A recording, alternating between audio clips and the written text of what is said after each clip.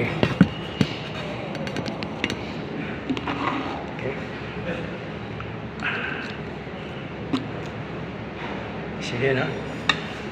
Magandang hapon mga estudyante, mga guro, mga empleyado, kasama ng members of the Board of Trustees sa panguna ng ating Pangulo, Dr. Danilo Biayap.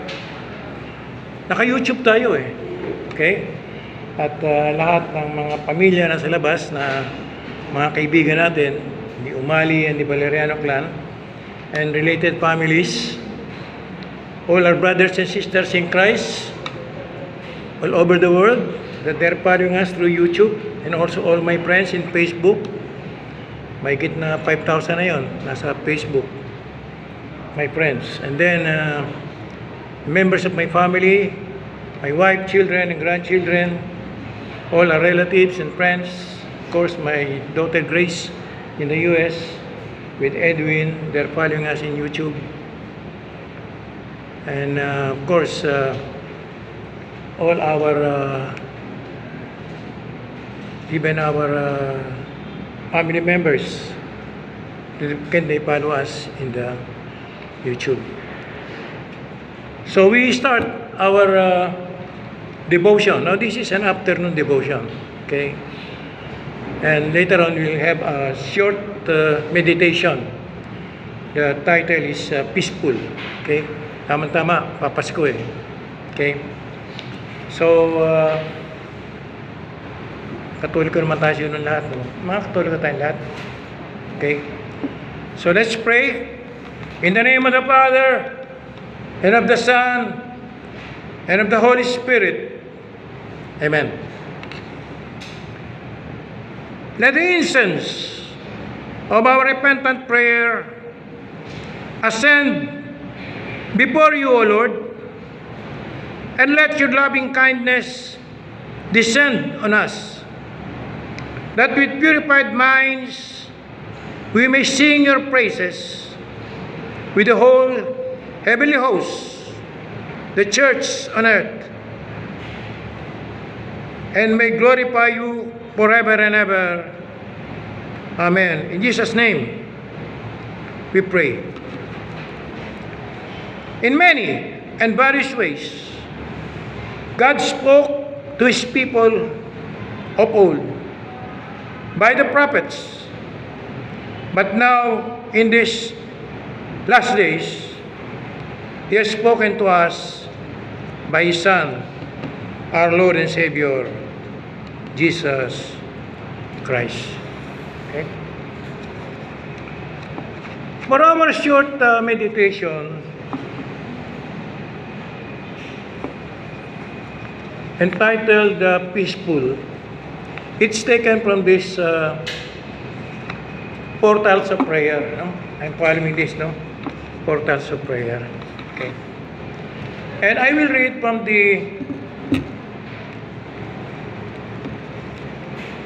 Tagalog version of the Bible. Meron tayong copy nito dyan sa library.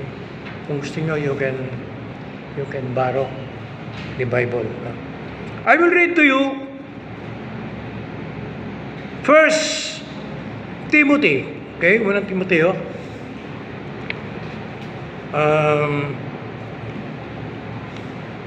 chapter 1, okay, chapter 1, beginning with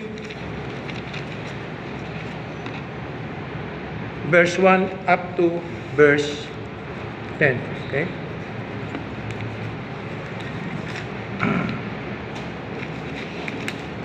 Sorry, medyo itong aking okay. So let me read again. This is 1 Timothy chapter 2, okay, verses 1 to 10, and then later on Psalm 4. By the way, I am Evangelist Dr. Romeo Umali, okay, your pastor here in Lyceum. Babasahin ko to, no? Ito'y tagubilin tungkol sa panalangin. Okay? I'm sure nananalangin tayong lahat, ano? Okay? Una sa lahat, Pinapakiusap kong idulog ninyo sa Diyos ang inyong mga kahilingan, panalangin, pagsamo, at pasasalamat para sa lahat ng tao. Noong nakaraang linggo, ang naging topic ng ating meditation ay Thanksgiving. Kasi Thanksgiving, sinelebrate natin ang Thanksgiving, di ba? Noong November 24. Tama, November 24. Italangin natin ang mga hari at may kapangyarihan upang tayo'y makapamuhay ng matahimik, mapayapa, makadiyos at marangal. Ito ang mabuti at nakalulugod sa Diyos na ating tagapagligtas. Ibig niyang ang lahat ng tao ay maligtas. Niniwala kayo doon, no? Lahat tayo, lahat ng tao. Walang iba-ibang nasyon o bansa. Lahat tayo ay gusto ng Diyos na maligtas, di ba? Kaya nga may Pasko eh. Ano ba yung sabihin ng Pasko? Ba't may Pasko? Kapanganak ni Jesus. Oo, pinanganak ng ating Panginoong Jesucristo. Bakit pinanganak siya? Siya ay Diyos, di ba? Kasama doon sa Father, Son, Holy Spirit. So yung Son, di ba? Yung Diyos naging tao. Ipinanganak si Jesus. Galing Maria, di ba? Bethlehem. Siya ay Diyos na naging tao. Ba't naging tao?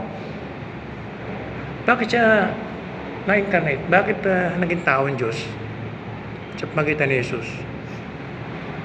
Upang iligtas ang tao sa lahat ng kanyang mga kasalanan. Kasi hindi pwede eh. Hindi pwedeng maligtas tayo. No? Kung hindi mamamatay si Jesus sa krus.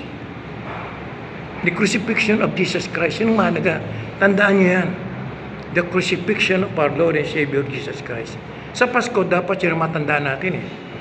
Merry Christmas. Ano sabihin ng Christmas? Christmas. Ano sabihin nun? Christmas. Minsan yung Christ, ine-ekis niyong ganyan eh. Diba? Nagiging mas na lang. Anong mas? Men are sinners. Or man are sinner. Tayong lahat ay makasalanan eh. With Christ, lahat ng ating kasalanan, dinala niya doon sa krus. Nang namatay siya doon, lahat ng kasalanan natin ay pinatawad na. Niniwala ba kayo doon?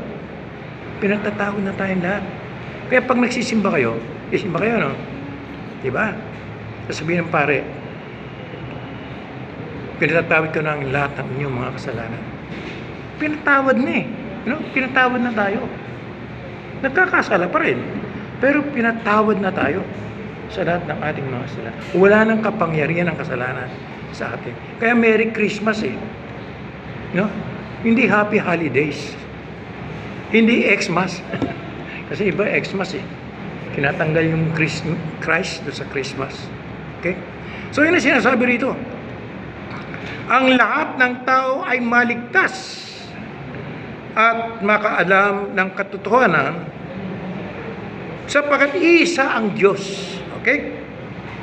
At iisa ang tagapamagitan sa Diyos. Sino yun? Si Jesus Christ. Siya lang ang tagapamagitan. Okay?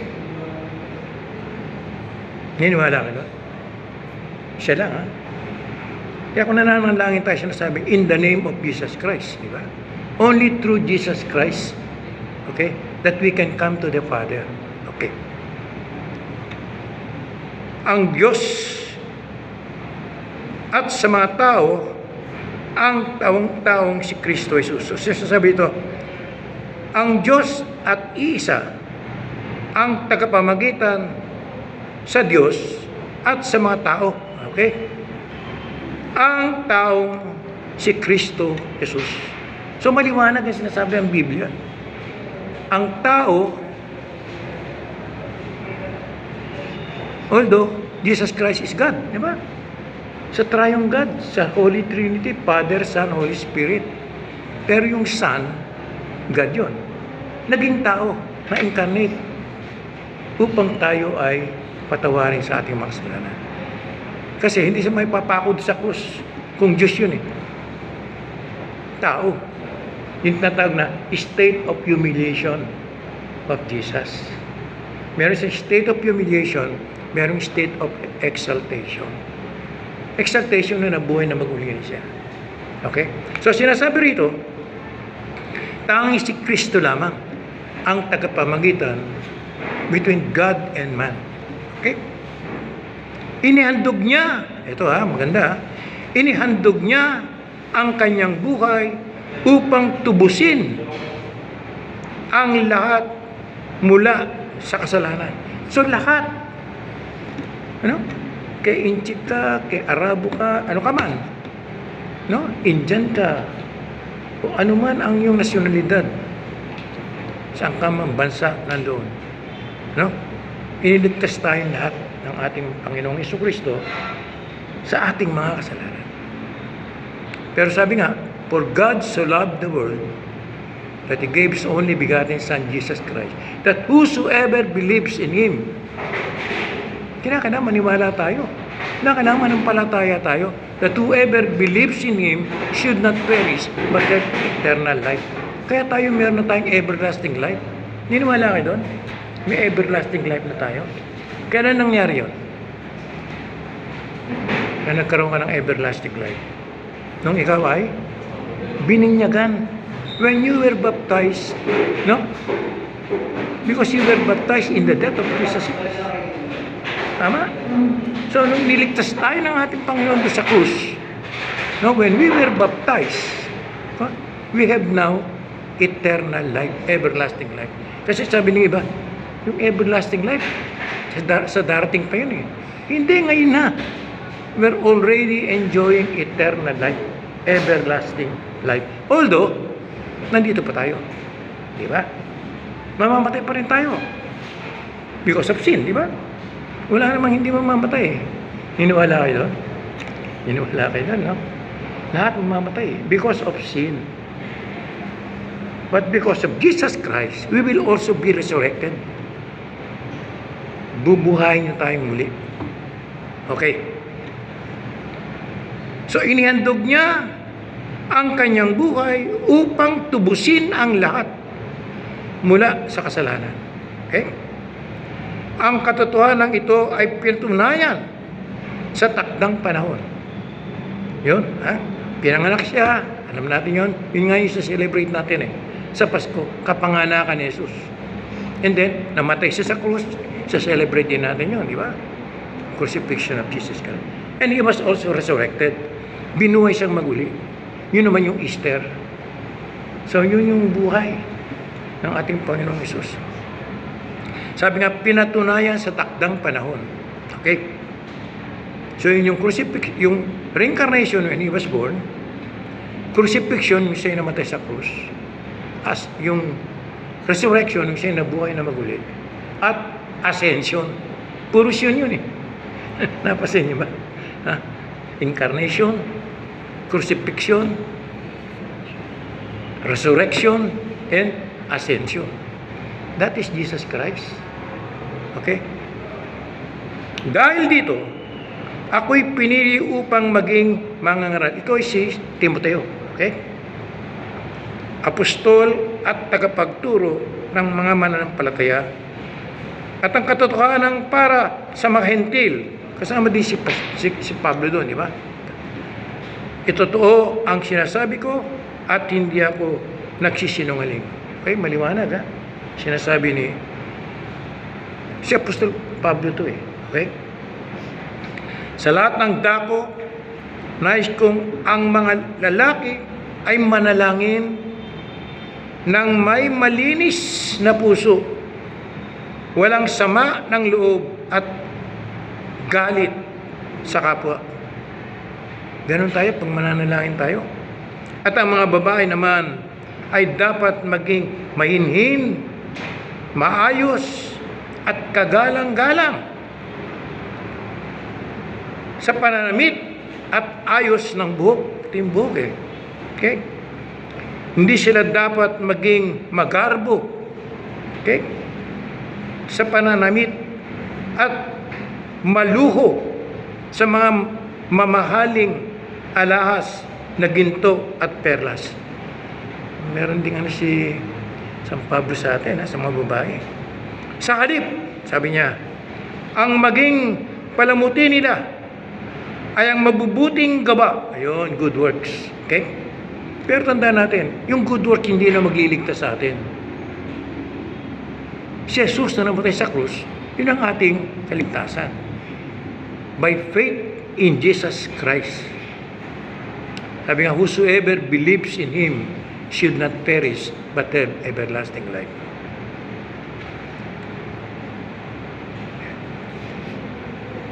Sa halip, sabi, ang maging palamuti nila ay ang mabubuting gawa, gaya ng narapat sa mga babaeng itinuturing na makadiyos. Ayun. Tama-tama, nandito kayo. Okay? Kayong binabanggit dito. Okay? Okay. Yun ang salita ng Diyos, no? Para sa atin. No? At yun yung makikita natin dito sa unang Timoteo, kabanatang 2, simula sa 1 hanggang 10 mga talata.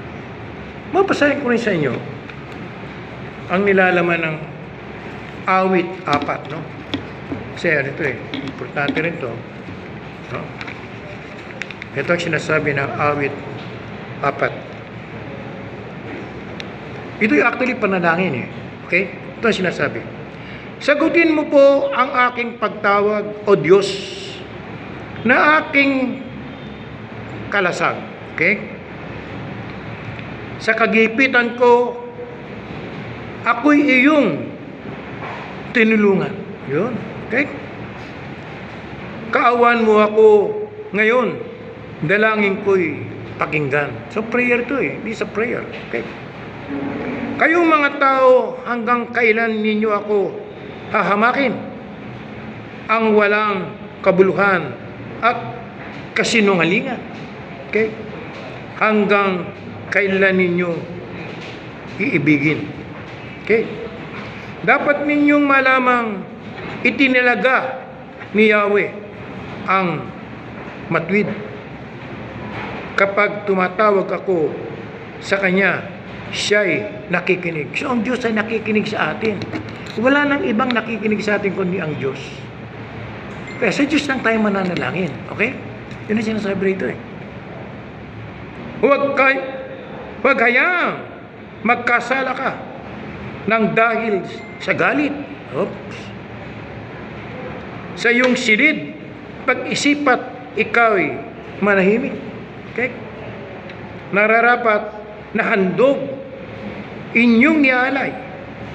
Pagtitiwala nyo'y kay Yahweh ibigay. Ang pangalan Diyos dito, Yahweh. Okay? I am. Di ba? Nung tinanong, ano pangalan mo? I am.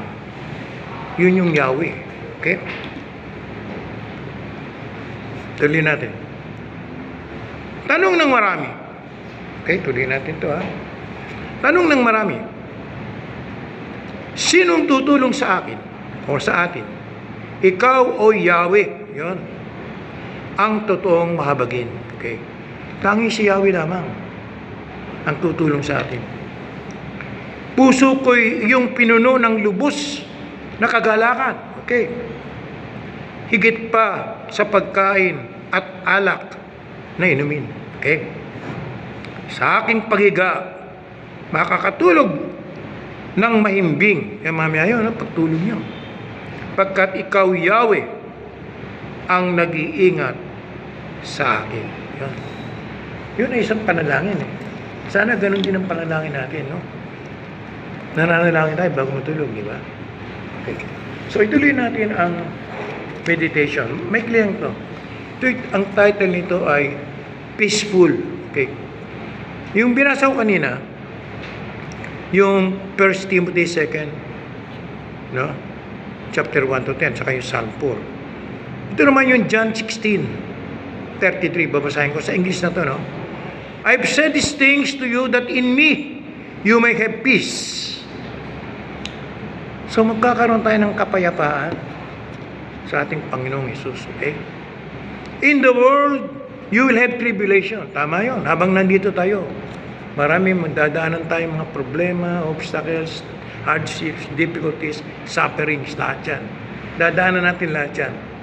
But take heart, sabi niya, I have overcome the world. So sabi ng ating Panginoong Hesus, I have overcome the world. Okay? Kaya kung nananalangin tayo, sabi natin, protektahan mo kami sa tukso, sa mga temptations of the devil, its deceptions and misleading. And the world is worldly desires and passion, and my sinful nature, my sexual immoral desires. Meron tayong lahat nun, hindi ba? Okay. So, sabi ni Jesus, I have overcome the world. Na-overcome na niya yan dati para sa atin. No? Yung temptations by the devil, yung the world is worldly desires and passions. Yung simple nature natin, sexual, immoral desires.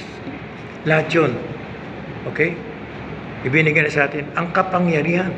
The power to resist temptation, the devil, the world, and our sinful nature. So we have peace. Yan. Ano yung meaning ng peaceful, sabi rito? Peace can seem magical when it washes over us.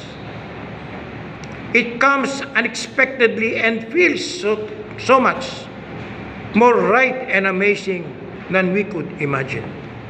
Ganun ang kapayapaan, di ba? Meron tayong kapayapaan eh. It's something that is magical. Okay? Now, Paul tells Timothy, yun yung binasa kanina, and us to pray for peace. Yun. So, we have to pray for peace. Lalo na ngayon. Kanina ba umatayin kayo ng misa? Meron tayong misa kanina eh. Doon sa gym. Meron tayong misa kanina. Kasi first Friday of the month. Meron tayong misa dito. 7 o'clock, kaya lang aga eh. No? 7 o'clock in the morning. Now, this coming Christmas, ang kadalasang ating pinanalangin ay tungkol sa kapayapaan, di ba? Yung ating mga kanta, mga carols natin, all about peace, di ba? Yun ang sinasabi rito. Let us pray for peace, okay? We pray for peace among nations and in our community. Yet God desires a greater and longer lasting peace for us. So merong peace na ibibigay sa atin ng Panginoon eh. That a mere absence of conflict. So hindi yon. Hindi lang yung walang problema. Okay? He wants our hearts and minds, so ating mga puso at kaisipan, okay, to be at peace. For us not in agonize over our current troubles or eternal fate. Okay? Jesus has overcome the world. We will face daunting challenges. We do that eh. We always face problems, difficulties, hardships in life, obstacles in life. But they cannot separate us. Maliwanag to. It cannot separate us from God's love in Christ. Nothing can. Maliwanag, ano? It's only the love of Christ. No? Nothing can separate us from that love of Christ. Satan tries to terrify us by whispering to us how unlovable, unforgivable, and unworthy we are. Yun ang sinasabi sa atin ng demonyo eh. No? We are unlovable, we are unforgivable, and unworthy. Those things are true, but God loves us. Mahal tayo ng Diyos. Forgives us, pinatawad tayo ng Diyos, and makes us worthy all the same. So we are made worthy by God. Hindi sa sarili nating kagustuhan o sa ating sariling kapangyarihan, kundi sa magitan ng Diyos. We are made worthy. Without God, we are not worthy. Christ defeated sin. Pakinggan nyo to ha. Christ defeated sin. So wala nang kapangyarihan ng kasalanan sa atin eh. Christ defeated sin. Death. Mamamatay tayo, di ba? Lahat naman tayo mamamatay. Saan pupunta ang espiritu natin? Pag namatay tayo? Sa langit. Direct. Pero kung hindi ka mananampalataya, saan pupunta ang espiritu mo? Sa impyerno. Okay? Ngayon, yung body mo will remain on the ground. Kahit na sunugin yan, kahit na anong gawin yan, nandiyan yan sa ground. It remains as dust. Paano mabubuhay yun? Kasi sabi mabubuhay eh. When Jesus comes back on the last day. Yan din ang importanteng message ng Christmas. No? That Christ is coming back. Dumating na siya nung unang Pasko. But He is coming back on the last day to resurrect us. Bibigyan tayo ng bagong tawag doon ay glorified body. Yung espiritu natin at yung katawan natin magsasama, it becomes a glorified body. And it will go to heaven with Christ. Yun ang resurrection of the dead. Okay? Lahat ng patay mabubuhay. Pero hindi lahat pupunta sa langit. Yung iba sa impyerno. Yung hindi mananampalataya kay Kristo. So Christ defeated sin, death, and the devil to give us peace that cannot be understood, but that we experience all the same. Hindi nga natin maintindihan, pero na-experience natin. Nararamdaman natin. Di ba? So let us pray mightily for a peaceful world. Yun ang panalangin natin. While knowing the greater peace of God, whose loving embrace will never let us go. Mahal tayo ng Diyos eh. No? Akap-akap niya tayo. Okay? And we go with Him in peace sa kapayapaan. Niniwala tayo doon? So let us pray. Father, give us the peace that the world can never give. In Jesus' name we pray. Amen. Let's all join in the Lord's Prayer. Our Father, who art in heaven, hallowed be thy name. Thy kingdom come, thy will be done on earth as it is in heaven. Give us this day our daily bread, and forgive us our trespasses, as we forgive those who trespass against us. And lead us not into temptation, but deliver us from evil. For thine is the kingdom, and the power, and the glory, forever and ever. Amen. Okay, let us receive the blessing of the Lord before we part. Okay? The Lord bless you and keep you. The Lord makes His face shine on you and be gracious to you. The Lord look upon you with favor and give you peace. Okay? Thank you very much for listening. You know, while we are listening, you know, in our hearts, the Holy Spirit is working to give us understanding. So sana, pag ganitong mayroong mga devotions dito at Bible study, no, you can join us again. Okay?